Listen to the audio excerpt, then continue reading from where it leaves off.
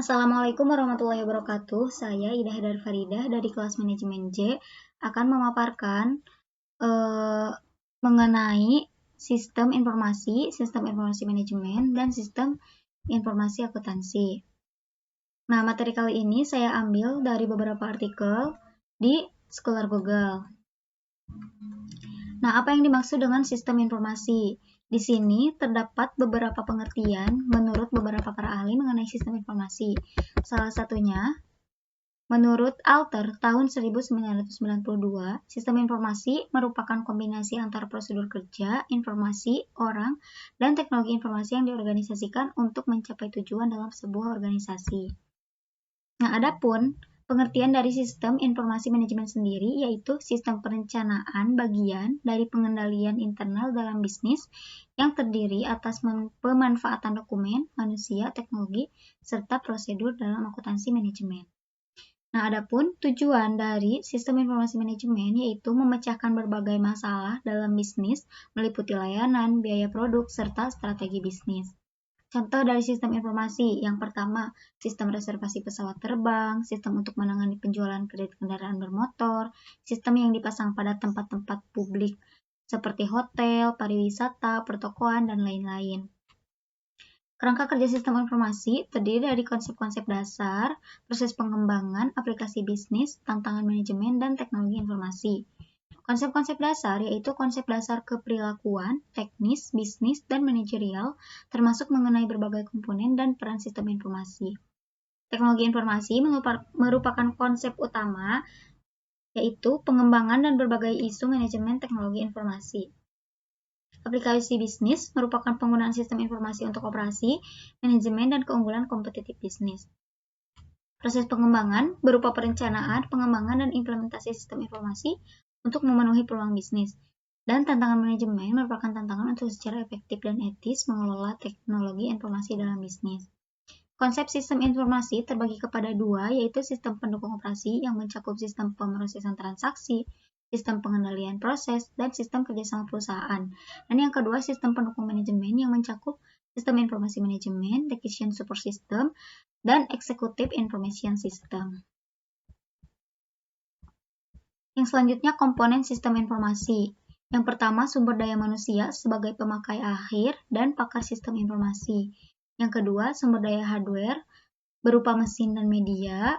Yang ketiga, sumber daya software berupa software sistem, software aplikasi, dan prosedur.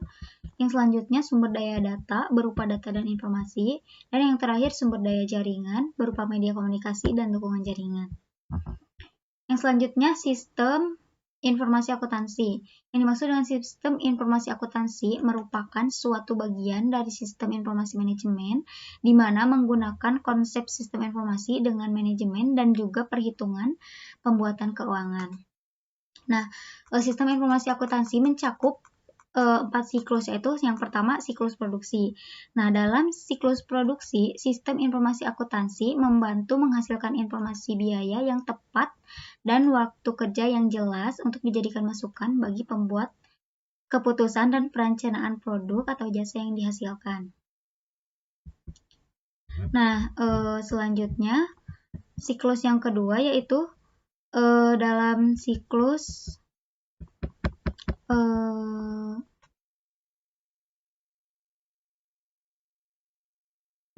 akuntansi biaya memberikan informasi untuk perencanaan, pengendalian, dan penilaian kinerja dari operasi produksi. Sistem informasi akuntansi didesain untuk mengumpulkan data real-time mengenai kinerja aktivitas produksi agar pihak manajemen dapat membuat keputusan tepat waktu. Sistem informasi akuntansi mengumpulkan biaya berdasarkan berbagai kategori dan kemudian membebankan biaya tersebut ke produk dan unit organisasi tertentu. Yang terakhir, mengumpulkan dan memproses informasi yang digunakan untuk menghitung persediaan serta nilai harga pokok penjualan yang muncul di laporan keuangan perusahaan. Siklus yang selanjutnya yaitu siklus penggajian. Nah, dalam kegiatan siklus penggajian ada beberapa langkah dasar yang bisa diterapkan oleh setiap perusahaan yang membayarkan gaji ke karyawannya. Yang pertama, memperbarui file induk penggajian. Yang kedua, memperbarui tarif dan pemotongan pajak. Yang ketiga, validasi data waktu dan kehadiran. Yang keempat, mempersiapkan penggajian, membayar gaji, menghitung kompensasi dan pajak yang dibayar perusahaan, dan yang terakhir, mengeluarkan pajak penghasilan dan potongan lain-lain. Yang selanjutnya, fungsi sistem informasi akuntansi pada siklus pengupahan. Yang pertama, memproses data transaksi tentang aktivitas karyawan. Yang kedua, menjaga aset organisasi. Dan yang terakhir, menyediakan informasi untuk mengambil keputusan. Fungsi kedua dari sistem informasi akuntansi dalam manajemen sumber daya manusia, yaitu yang pertama, mengotorisasi semua transaksi penggajian dengan benar, mencatat semua transaksi penggajian dengan valid, mengotorisasi transaksi yang valid dan dicatat, mencatat transaksi penggajian dengan akurat, dan yang terakhir, peraturan pemerintah terkait yang berhubungan dengan pengiriman pajak dan pengisian laporan penggajian serta manajemen sumber daya manusia telah dipenuhi.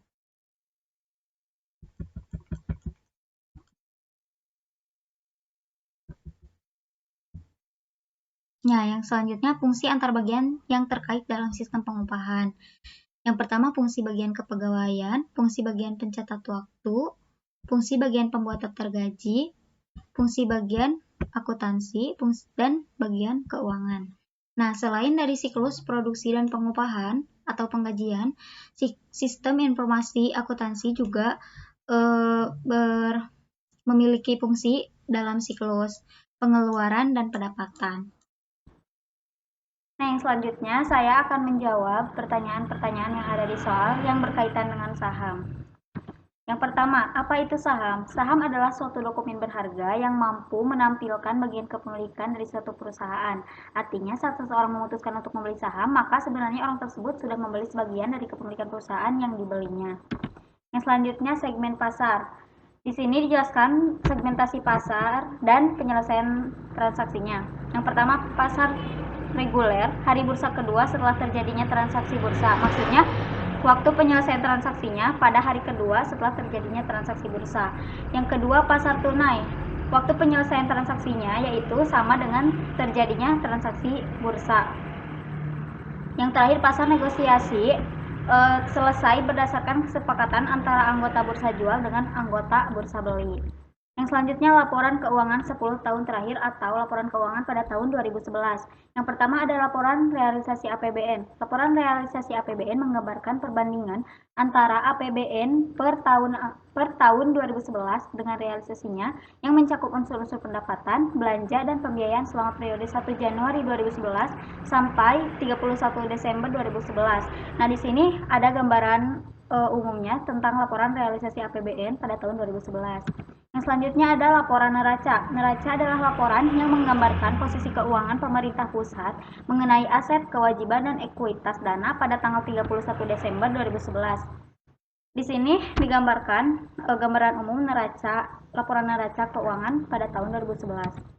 Yang selanjutnya ada laporan arus kas. Laporan arus kas merupakan laporan yang menyajikan informasi mengenai sumber, penggunaan, perubahan kas dan setara kas selama tahun 2011 serta saldo kas dan setara kas pada tanggal 31 Desember 2011. Di sini gambaran umum laporan arus kas pada tahun 2011. Yang selanjutnya penyebab naik turun harga saham. Naik turun harga saham lumrah terjadi. Adanya permintaan dan ketersediaan menjadi salah satu faktor yang mempengaruhi harga saham. Sekalipun saham tersebut masuk kategori blue chips juga bisa mengalami penurunan. Sebaliknya, saham yang dikategorikan lapis 3 tanpa diduga-duga harganya bisa naik secara signifikan. Ada sejumlah faktor mendasar yang dapat mengakibatkan harga saham naik ataupun turun. Secara umum, faktor-faktor tersebut diklasifikasikan menjadi faktor internal dan faktor eksternal.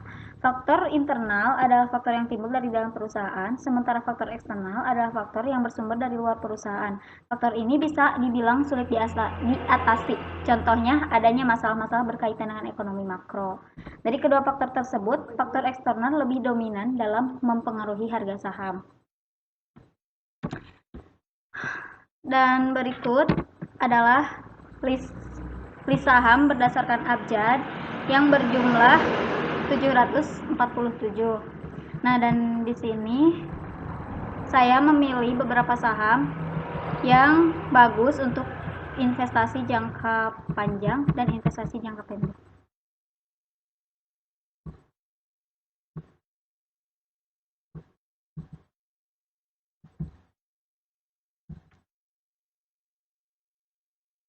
Nah, saham yang bagus untuk investasi jangka panjang, yang pertama ada saham BBRI dan BBCA di sektor perbankan, yang kedua ada saham CPIN di sektor basic industry and chemical, yang ketiga saham TLKM di sektor telekomunikasi, yang keempat saham UNVR di sektor industri kebutuhan sehari-hari, dan saham ICBP di sektor industri makanan. Dan yang kedua, jenis saham yang bagus untuk jangka pendek, yaitu ada saham PTBA, INCO, AMTM, ITMG, TINS, MEDC di sektor komoditi, dan saham KLBF, ICBP, UNVR, dan SIDO di sektor konsumer. Yang selanjutnya ada saham DVLA, INAF, KAEF, dan saham KLBF di sektor farmasi. Yang selanjutnya, istilah-istilah dalam saham. Yang pertama ada haka-haki.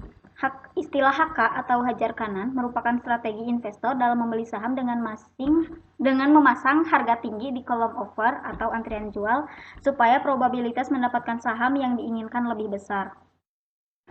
Sebaliknya, haki atau hajar kiri adalah strategi investor untuk memasang harga rendah pada kolom bid atau antri beli supaya segera mungkin terjual dengan harga rendah. Yang selanjutnya ada bearish, adalah kondisi di mana pasar saham sedang mengalami tren turun atau melemah.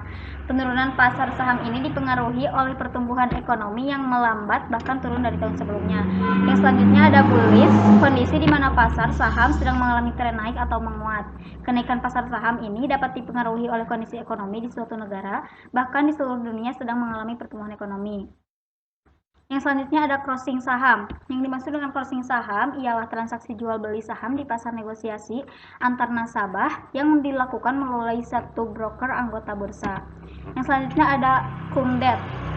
Yang dimaksud dengan cum date adalah waktu atau tanggal yang menunjukkan bahwa sampai dengan tanggal tersebut perdagangan atas suatu saham masih mengandung atau memiliki hak dividen. Yang selanjutnya ada ESOP, program yang memberikan hak kepada karyawan atas kepemilikan saham. Program kepemilikan saham di perusahaan di Indonesia dikenal dengan sebutan program kepemilikan saham bagi karyawan atau PKSK. Yang selanjutnya ada ex-date, yaitu tanggal yang menunjukkan bahwa perdagangan saham yang dilakukan pada hari itu tidak lagi mengandung hak bagi pemegang saham. Yang selanjutnya ada exercise date, yaitu tanggal pelaksanaan saat terjadinya suatu konversi right dan warrant menjadi saham pada harga yang telah ditetapkan.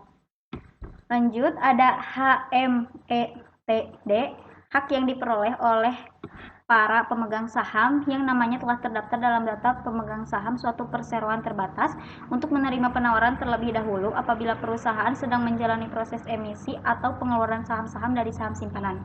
Yang selanjutnya ada margin trading, yaitu transaksi pembelian efek untuk kepentingan nasabah yang dibiayai oleh emiten efek, sementara untuk efek yang dapat ditransaksikan tersebut dengan efek margin.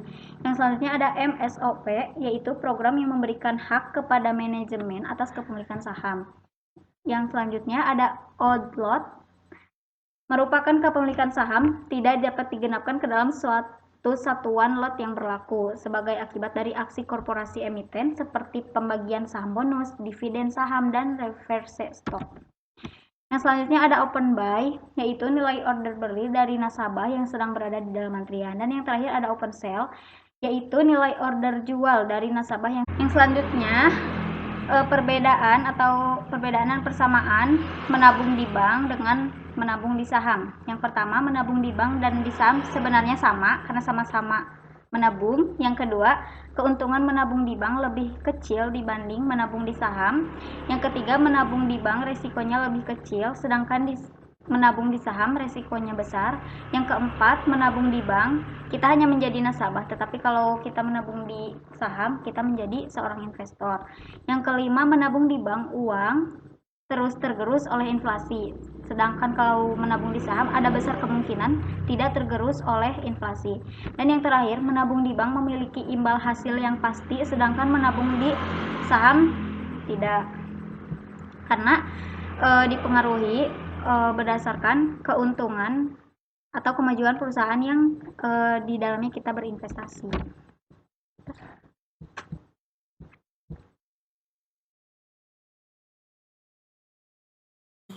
Yang pertama, saya akan mencoba membuat akun di aplikasi RTI Bisnis.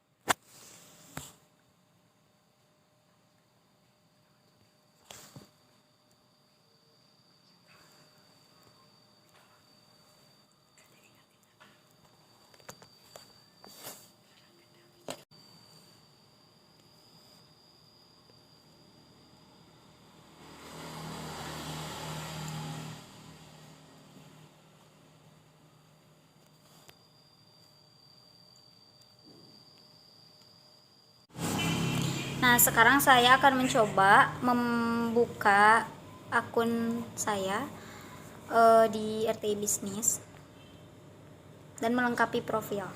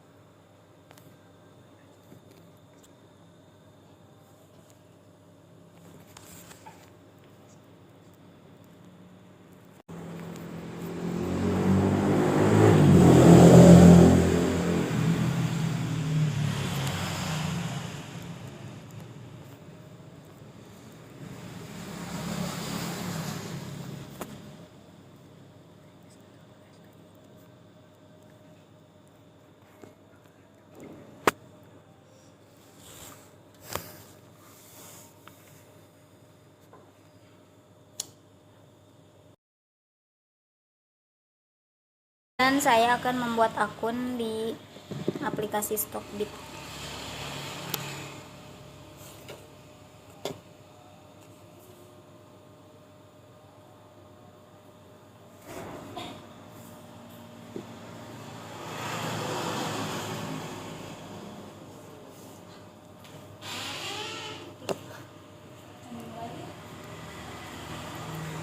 Di sini saya mengisi data diri. Yang pertama, nama.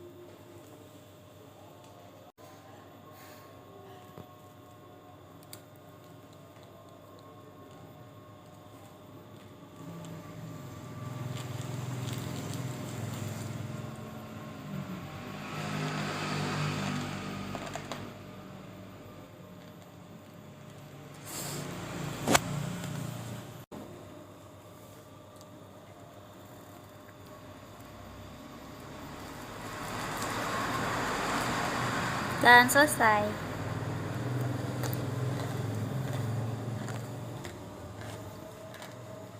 Lalu saya akan mencoba membuka akun yang telah saya buat tadi di Stockbit dan mengedit profil.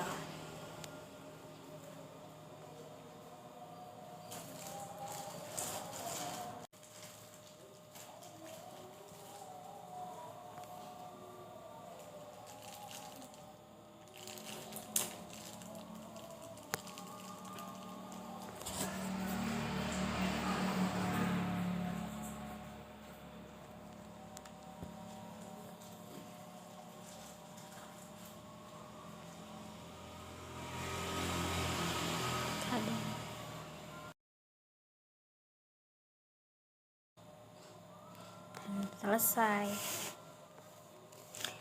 Sekian pemaparan dari saya. Mohon maaf atas segala kekurangan dan kesalahan.